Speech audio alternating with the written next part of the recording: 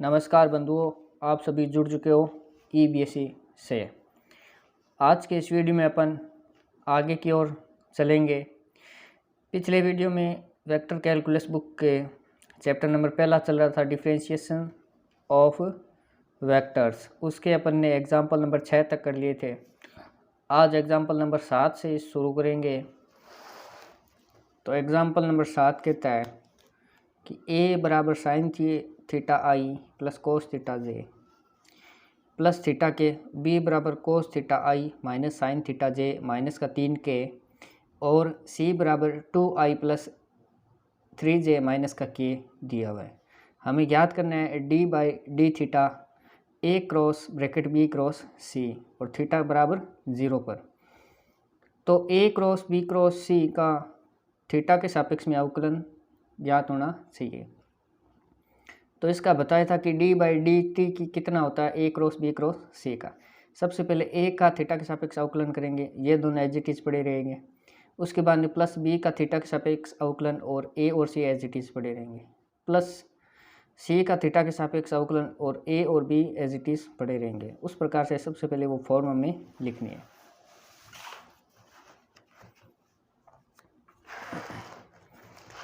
Example number 7 है D by D theta A cross B cross c theta equal to 0 पर है। तो d a by D theta cross B cross c plus a cross D B upon D theta cross c plus a cross B cross D C upon D theta. अब a equal to आएगा जे। ए equal to जे कैसे आएगा? Sine theta आई plus cos theta जे plus theta के। अगर theta की value उसमें 0 रखेंगे तो यानी साइन 0 कितना होता है 0, तो आई की वैल्यू हो जाएगी 0 प्लस कोस थीटा 0। कोस 0 कितना होता है 0 1 1 होता है, इसलिए आया यहाँ पे आ गया जे। एक को जे से गुणा के जे आ गया प्लस थीटा के यानी 0 के। उसी प्रकार से बी की वैल्यू लिखनी है थीटा के बराबर 0 पर, यानी थीटा की जगह 0 की वैल्यू रख देनी है। उसके बाद में जो 0 हो रहा है उसे 0 रहने देंगे और हमारे पास बचता है आई माइनस 3 के। सी थीटा इक्वल टू 0 बराबर होगा 2i प्लस 3j माइनस का के। यह वैल्यू आ गई ए बी और सी की थीटा बराबर 0 पर। उसके बाद में पहले वाले ब्रैकेट में बी क्रॉस सी ज्ञात करेंगे। बी क्रॉस सी ज्ञात करने के लिए बी क्रॉस सी ज्ञात करेंगे थीटा बराबर 0 पर। सबसे पहले ये सारणिक बनाएंगे आई जे और के। अब क्या करेंगे, सबसे पहले बी के वैल्यूज़ रखेंगे। बी के वैल्यूज़ कितने हैं क्वेश्चन में दिया हुआ है। बी कितना दिया हुआ है साइन थीटा आई माइनस का साइन थीटा जे माइनस का 3 के। तो जो आगे गुणांक है वो लिख देंगे इसमें। तो 1 0 और -3 उसके गुणांक है। उसी प्रकार सी के गुणांक लिख देंगे 2 3 -1। सी के हो गए, यहाँ देखिए 2 3 -1 और बी के गुणांक 1 जे 0 है और के कितना -3 यहाँ पे रख दिया। अब इसकी वैल्यू निकाल लेंगे, आई के सापेक्ष निकालेंगे तो आएगा 0 माइनस का 9 यानी प्लस का 9, यानी 0 + 9 यानी 9i माइनस का जे के सापेक्ष ज्ञात करेंगे तो -1 गुणा 1 माइनस का 6 यानी -1 + 6 प्लस का के सापेक्ष में करेंगे तो 3 - 0 यानी 3, तो 3 के 9i माइनस 5j प्लस का 3 के आ गया। बी क्रॉस सी थीटा बराबर 0 पे लेंगे तो बी 0 वाला लेंगे और सी भी 0 वाला लेंगे। अब डी ए बटा d theta cross B cross c theta equal to 0 पर ये वैल्यू सबसे पहले फाइंड करनी है। तो डी ए अपॉन डी थीटा यानी ए का थीटा के सापेक्ष अवकलन करना है तो आई क्रॉस के आएगा। उसके बाद में बी की वैल्यू लिखनी है और इन दोनों की क्रॉस प्रोडक्ट करवा देनी है। तो क्रॉस प्रोडक्ट करवाएंगे तो 5i प्लस का 6j माइनस का 5k आएगा हमारे पास। उसके बाद में दूसरी टर्म ज्ञात करनी है इसकी A cross D B upon D theta cross C. तो ए की वैल्यू लिखेंगे, ए है हमारे पास जे क्रॉस बी है आई बी कितना है, d B upon D theta है, थीटा के सापेक्ष अवकलन करने के बाद बी कितना बचा है 0, तो उसे नहीं लिखा यहाँ पे। और क्रॉस सी कितना आई प्लस 2k, तो इन दोनों की क्रॉस प्रोडक्ट करेंगे तो 2i माइनस का k बचेगा। उसके बाद में थर्ड वाला पार्ट वो ज्ञात करेंगे, A cross B cross D C upon D theta, तो ये आएगा ए क्रॉस 0 बराबर 0। ये तीनों वैल्यू आ गई, इन तीनों को जोड़ देनी है तो उसका मान आ जाएगा। इन तीनों को जोड़ा तो हमारे पास 7i प्लस 6j माइनस का 6k उत्तर हो गया। एग्जाम्पल नंबर 8,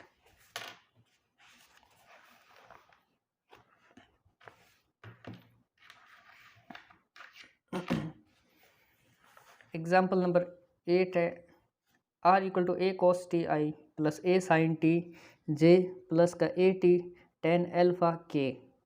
अब निम्न के मान ज्ञात कीजिए, D R upon D T cross D two R upon D T square का मोड। फिर बी दे रखा D R upon D T D two R upon D T square D three R upon D T cube का mod. तो सबसे पहले हमें यहाँ पे लिखना है आर की वैल्यू कितनी है, वेक्टर आर की। वेक्टर आर की वैल्यू है A cos T I plus A sine T J plus A T tan alpha K. फिर इसका टी के सापेक्ष अवकलन करना है, माइनस का A sine T I plus का A cos T J plus का ए टेन अल्फा के। फिर इसका एक बार और अवकलन करना है, D two R upon D T square minus का A cos T I minus का A sine T J plus का 0। फिर एक बार और इसका एक बार और अवकलन करेंगे तो यहाँ पे लिख देंगे D three R upon D T cube A sine T I minus का ए कोस टी जे। फिर पहले पर्सन में कह रहा है कि D T R upon D T cross D two R upon D T square, इन दोनों की गुणा करवानी है, क्रॉस प्रोडक्ट करना है। क्रॉस प्रोडक्ट करने के लिए आई जे और के लिखेंगे और इसके आई जे और के की गुणांक लिख देंगे, माइनस का A sine T A cos T A tan alpha minus का A sine T A cos T A tan alpha. इसके गुणांक लिखेंगे, माइनस का ए कोस टी माइनस का ए कोस टी माइनस का ए साइन टी माइनस का A sine T और 0 0। अब आई के सापेक्ष में करेंगे तो इन दोनों की गुणा होगी 0 माइनस माइनस प्लस हो गया ये, और हो गया A square sine T tan alpha A square sine T tan alpha I minus का जे के सापेक्ष में करेंगे तो 0 माइनस का इन दोनों की गुणा, यानी माइनस का J A square tan alpha cos T plus के सापेक्ष करेंगे तो इन दोनों की गुणा माइनस इन दोनों की गुणा, तो आएगा के ए स्क्वायर। अब इसका मापांक ज्ञात करेंगे। मापांक ज्ञात करने का फॉर्मूला होता है अंडर रूट इसका स्क्वायर यानी आई का गुणांक का स्क्वायर प्लस जे के गुणांक का स्क्वायर प्लस के गुणांक का स्क्वायर। तो इसका स्क्वायर कर दिया यहाँ पे प्लस इसका स्क्वायर कर दिया पूरे का, और इसका स्क्वायर करेंगे ए स्क्वायर का, तो यहाँ पे आएगा ए की घात 4 tan two alpha sine two alpha sine two T है प्लस ए की घात 4 tan square alpha cos square T plus A की घात 4। ए स्क्वायर सभी में से कॉमन ले लिया, under the root ten square alpha common ले लिया सभी में से, sine square T plus cos square T plus 1, इसकी वैल्यू होती है 1, तो ये हो गया ten square alpha plus 1। 1 plus ten square alpha, तो उसे लिखते हैं सेक स्क्वायर अल्फा, और ये बाहर आ जाएगा ए स्क्वायर सेक अल्फा। ये इसका आंसर है एग्जाम्पल नंबर 8। अब बी देखिए, बी में इन तीनों की डॉट प्रोडक्ट करनी है, डी आर बटा D T D two R बटा D T square D three R बटा डी टी क्यूब। तो तीनों की डॉट प्रोडक्ट करेंगे तो इसे इस प्रकार भी लिख सकते हैं, डी आर बटा D T cross D two R बटा D T square dot D three R बटा डी टी क्यूब।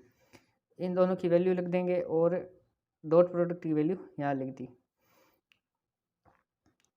वैल्यू रख दी दोनों की और फिर सोल्व कर लिया। तो सोल्व करने पर सीधा ही मैंने सीधे सोल्व कर लिया, डी आर बटा D T cross D two R upon D T square की वैल्यू आ गई ये। अब इसकी आयोटा की मतलब आई की आई से डॉट प्रोडक्ट करेंगे, डॉट प्रोडक्ट करने पर आई से आई हट जाएगा और इन दोनों की गुणा हो जाएगी, A cube sine square T tan alpha plus, और जे की जे से गुणा करेंगे तो जे हट जाएगा और ये इन दोनों की गुणांकों की गुणा हो जाएगी, तो प्लस का A cube cos square T tan alpha, और लास्ट में बचा है के, और यहाँ पे के है नहीं इसलिए के की गुणा नहीं होगी। तो A cube tan alpha common ले लिया इन दोनों में से, तो sine square T plus cos square T, A cube tan alpha आ गया, इसका मान हो गया A.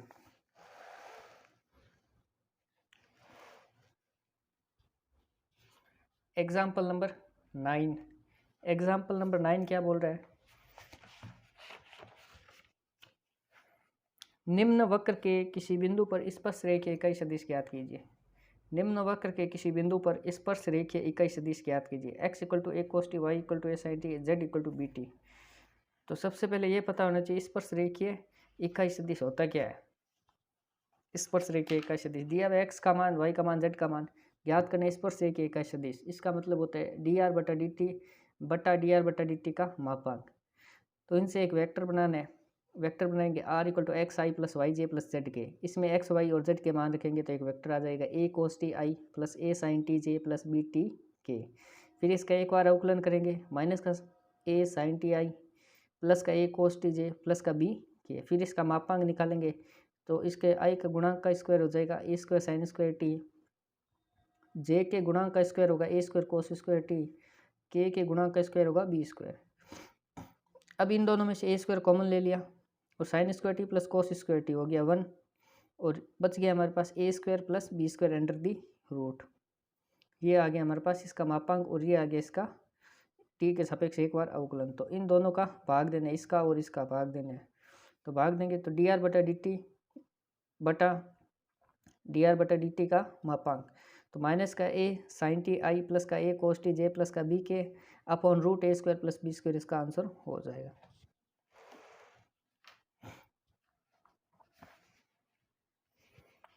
Example number 10। Example number 10, एक गतिमान कण का स्थिति सदिश r दे रखा है और से प्राप्त होता है, सदिश r से प्राप्त होता है। स्थिति सदिश है, सदिश r से प्राप्त होता है गतिमान कण का। जहाँ w एक अचर है तो सिद्ध करना है कण का वेग r के लंबवत होगा तथा b दे रखा है त्वरित की दिशा मूल बिंदु की ओर होगी और इसका परिमाण मूल बिंदु से दूरी के समानुपाती होगा। सबसे पहले कण का वेग r के लंबवत होगा, तो कण का वेग r के लंबवत होगा, इसका मतलब है r डॉट v, यानी r हमें दे रखा है r dot v equal to 0 होता है। लंबवत r dot v equal to 0 यह कंडीशन होती है लंबवत की। तो ये निकालेंगे तो v निकालेंगे, v इक्वल टू होता है D R upon D T, यानी r का t के सापेक्ष अवकलन। तो वो कर दिया माइनस का w sine omega T plus omega cos omega T J, ये आ गया डी आर बटा डी टी यानी v। अब r और v का डॉट प्रोडक्ट निकाल लेंगे और वो आना चाहिए 0, तो हमें सिद्ध हो जाएगा कि ये दोनों लंबवत है। तो r डॉट v कर दिया, r की वैल्यू लिख दी, v की वैल्यू लिख दी। i डॉट i हो जाएगा 1 और ये दोनों आपस में गुणा हो जाएंगे तो आएगा माइनस का ओमेगा साइन ओमेगा टी कोस omega T plus J dot J हो जाएगा 1 साइन ओमेगा टी और गुणा हो जाएगा ओमेगा कोस ओमेगा टी। तो अब इन दोनों में से एक प्लस है और एक माइनस है तो दोनों हो गए कैंसिल, तो हमारे पास आ गया 0, तो सिद्ध हो गया इससे। दूसरा कह रहा है कि त्वरण निकालना है इसका मूल बिंदु की ओर, इसका परिमाण मूल बिंदु से दूरी के समानुपाती होता है, दूरी के समानुपाती होता है। इसका मतलब त्वरण f बराबर D two R upon D T square निकालना है, यानी इसका एक बार और अवकलन करना है। तो माइनस का ओमेगा स्क्वायर ये डी आर बटा डी टी का एक बार और अवकलन किया है, यानी r का 2 बार अवकलन कर दिया। माइनस का omega square cos omega T plus T iota minus का omega square sine square omega T into J, minus का ओमेगा स्क्वायर कॉमन ले लिया, cos omega T I plus sine omega T J. तो आएगा f equal to minus का omega square r, यानी mod of f equal to हो जाएगा omega square r। अतः कण का त्वरण परिमाण में r के समानुपाती है, अर्थात त्वरण मूल बिंदु से दूरी के समानुपाती है तथा इसकी दिशा मूल बिंदु की ओर ही होगी। तो यह आपके हो गए उदाहरण। एक एग्जाम्पल और है, एग्जाम्पल नंबर 11।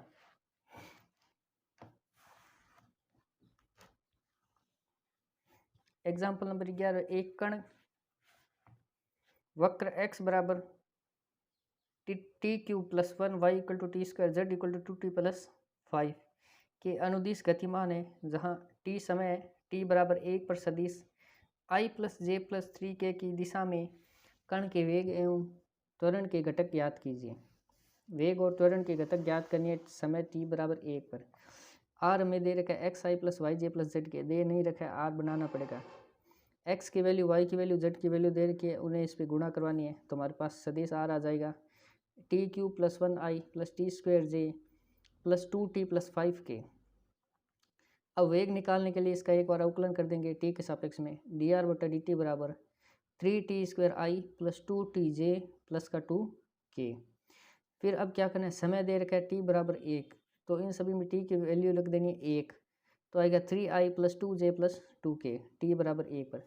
अब पुनः सदिश i plus j plus 3k की दिशा में इकाई सदिश क्या होता है, डी आर बटा D T I plus J plus 3k upon इसका मापांक होता है। यानी ये सदिश दे रखा है, ये सदिश अलग से दे रखा है, और इस सदिश का इकाई सदिश निकालेंगे। इकाई सदिश का मतलब होता है ये सदिश बट्टा में इसका मापांक, सदिश लिख दिया बट्टा मापांक लिखा, एक आई का गुणांक एक का स्क्वायर 1 प्लस 1 प्लस 9, यानी 9 और 1 10 और 1 11 रूट 11 आई प्लस जे प्लस 3k अपॉन रूट 11। अतः टी बराबर 1 पर सदिश के अनुदिश वेग का घटक है, वेग का घटक होगा तो इससे और डी आर बटा डी टी को गुणा करवाएंगे आपस में, डॉट प्रोडक्ट करवानी है इन दोनों की। तो यहाँ पे लिख दिया D R upon D T, और यहाँ पे लिख दिया इकाई सदिश किसका, सदिश आई प्लस जे प्लस 3k का, डॉट प्रोडक्ट करवाएंगे।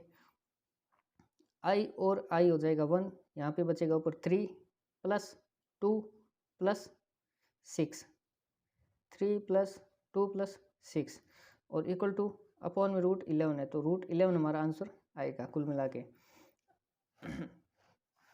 अब पुनः त्वरण निकालना है तो D two R upon D T square करना पड़ेगा इसका, डी आर बटा डी टी का, तो 6ti प्लस 2j आएगा डी आर बटा D T, D two R बटा डी टी, डी आर बटा डी टी निकाला था यहाँ पे, इसका D two R upon D T square निकाल, एक बार और अवकलन करना है तो यह आएगा, फिर टी की वैल्यू वापस 1 रख देनी है तो 6i प्लस 2j,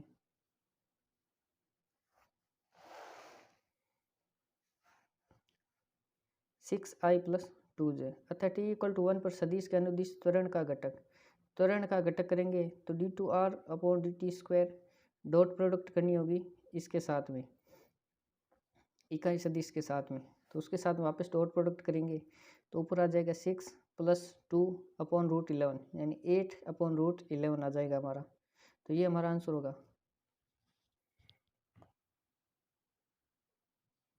आगे अपन एक्सरसाइज फर्स्ट ए स्टार्ट करते हैं। एक्सरसाइज फर्स्ट में प्रश्न दिया हुआ है पहला कि डी आर बटा D T D two R बटा डी टी स्क्वायर का मान ज्ञात कीजिए।